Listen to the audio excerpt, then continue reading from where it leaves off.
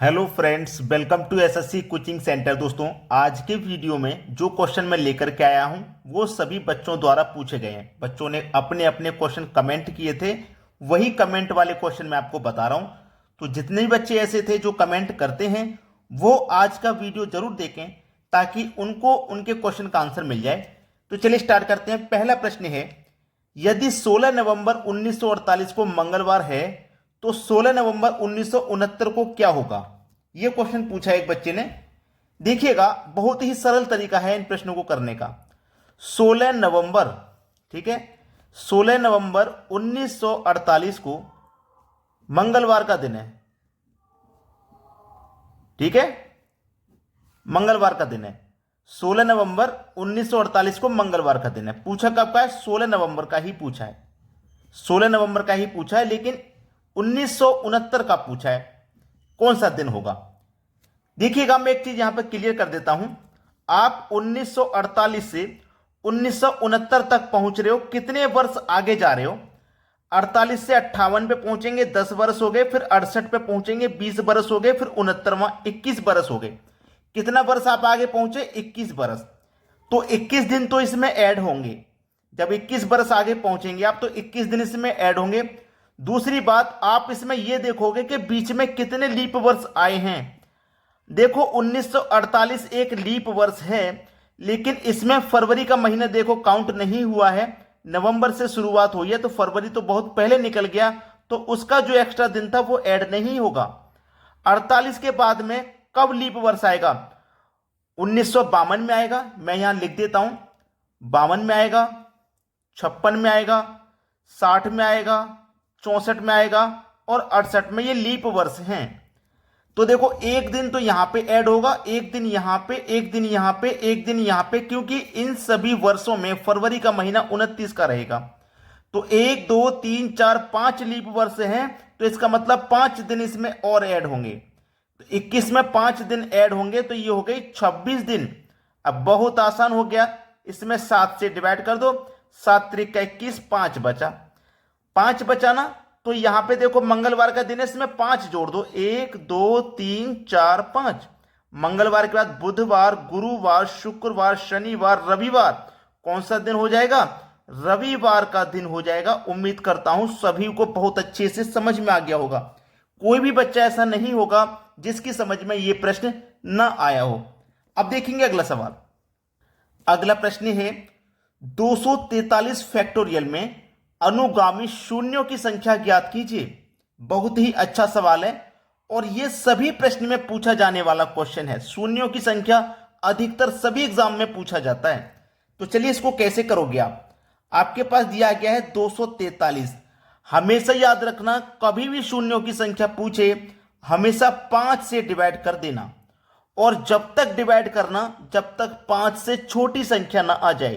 कैसे करोगे? देखिए, 5 से डिवाइड करेंगे, 5 से कटाएंगे, 5 चौक को 20, 5 चौक को 20 कटेगा। 24 में से 20 कट गया, 4 बचा। 4 में 3 लगा दो, 43। 5 अट्ठे 40, 3 शेष बच गया, उससे कोई मतलब नहीं। 48 में अभी भाग चला जाएगा 5 से। जब तक 5 से भाग जाएगा तब तक भाग देंगे। ठीक है, जब तक 5 से भाग जा सकता है तब तक देंगे। 48 बार कटा था, 48 में 5 से भाग जाएगा, 5 निम 45। 3 फिर से शेष बच गया, कोई मतलब नहीं। जो शेष बचता है उससे कोई मतलब नहीं।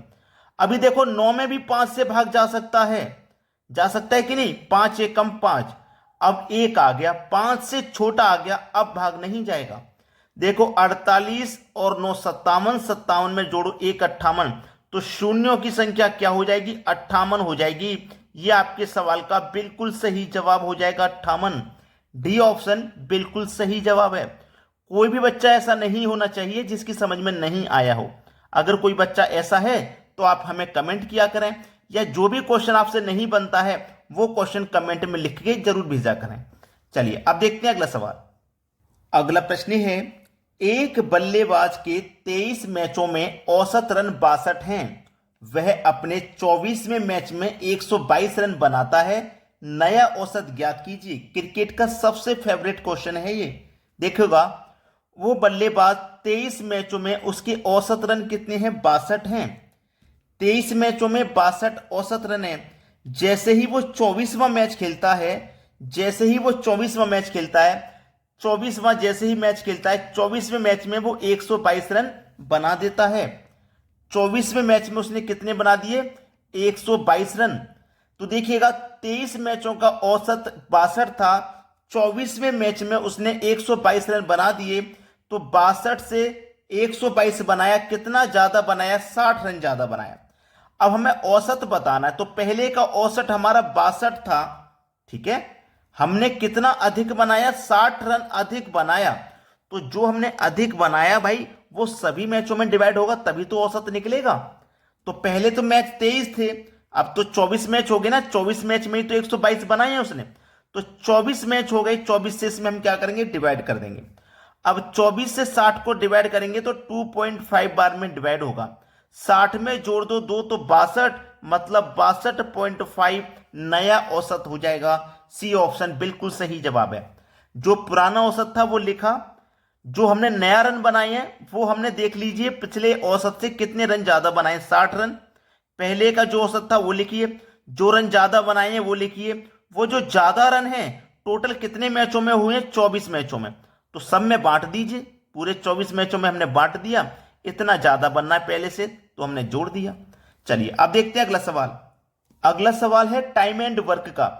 ए और बी किसी काम को 10 दिन में कर सकते हैं, बी और सी 12 दिन में कर सकते हैं, सी और ए दोनों 15 दिन में कर सकते हैं। तो ए बी सी कितने दिनों में करेंगे तीनों मिलकर के?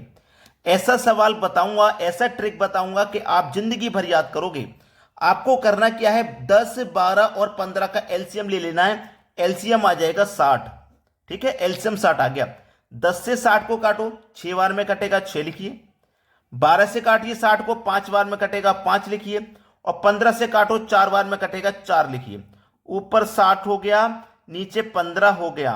15 से काटो, 15 चौके 60, 4 बार में कट गया।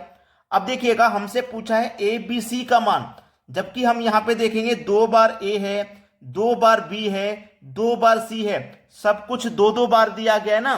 तो इसका गुना 2 से कर देंगे, 4 दूने का 8, मतलब 8 दिन। ए बी सी तीनों मिलकर के 8 दिन में कर देंगे काम को।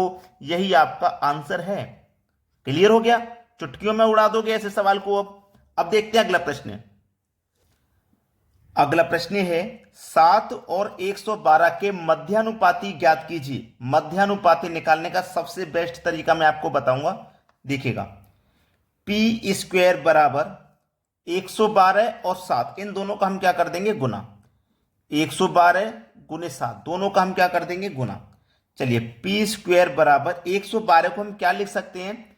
7 गुने 16, 16 का गुना 7 से करेंगे तो 112 होता है। तो हम इसको फैक्टराइज करके इस तरीके से लिख सकते हैं, बाद में 7 है। P बराबर 7 गुने 16 गुने 7। अब ये जो स्क्वायर था ना, ये बराबर के इधर आके स्क्वायर रूट का साइन लग जाएगा, इसलिए यहां से हटेगा तो बराबर के इधर आके स्क्वायर रूट का साइन लग जाएगा। P बराबर देखो 7 गुने 7 49, 49 का स्क्वायर रूट 7 हो जाएगा, और 16 का स्क्वायर रूट 4 हो जाएगा। तो P का मान कितना आ गया? 7 चौके 28। देखो किस ऑप्शन में है? सी ऑप्शन में। तो इनका मध्यानुपाती क्या हो जाएगा? 28 हो जाएगा। अब देखते हैं अगला सवाल।